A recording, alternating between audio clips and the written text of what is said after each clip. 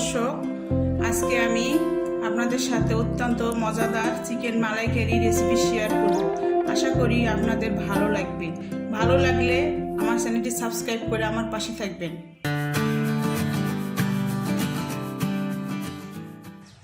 আমি একটা মুরগি নিয়েছি মাঝারি সাইজে।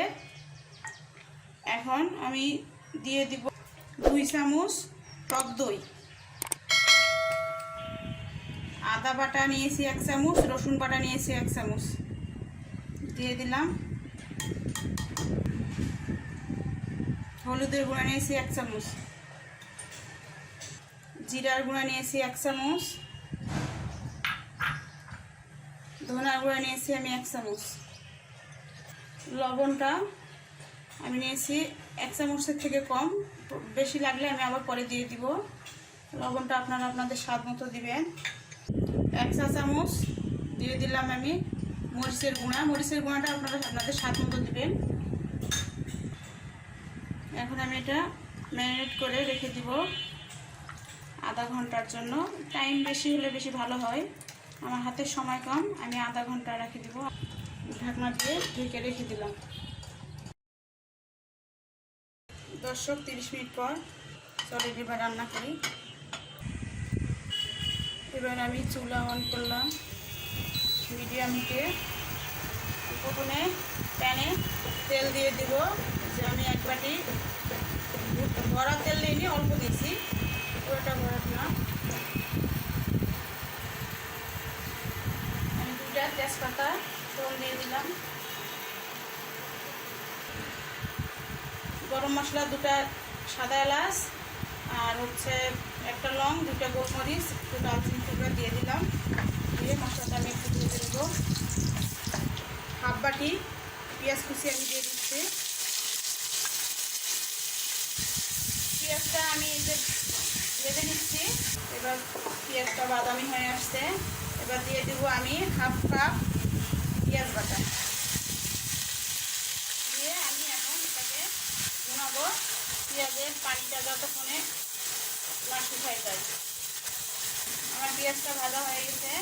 আর ম্যারিনেট করা মাংসগুলো আমি দিয়ে দিব প্যানের মধ্যে, দিয়ে আমি কষিয়ে নেব।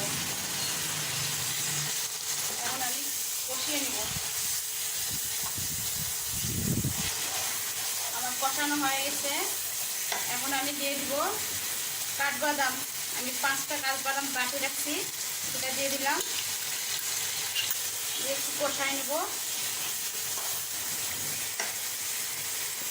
এখন দিয়ে দেবো আমি নারিকেলের দুধ অল্প অল্প করে, দিয়ে আমি কষাই নেব।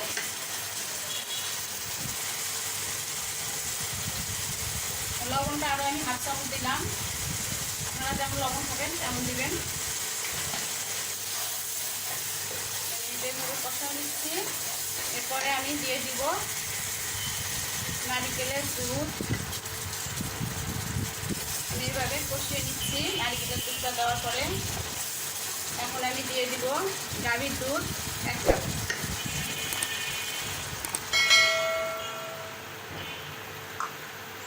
চিনি দিয়ে দিচ্ছি আমি 1 চামচ, টক দই যেহেতু দিয়েছি ব্যালেন্সটা ঠিক রাখার জন্য দিয়ে দিলাম। এখন আমি একটু নেড়ে ঢাকনা দিয়ে লো মিডিয়ামে রান্না করব পানি শুকিয়ে আসা পর্যন্ত। এখন আমি ঢাকনা খুলে ঘি দিয়ে দিচ্ছি 1 চামচ।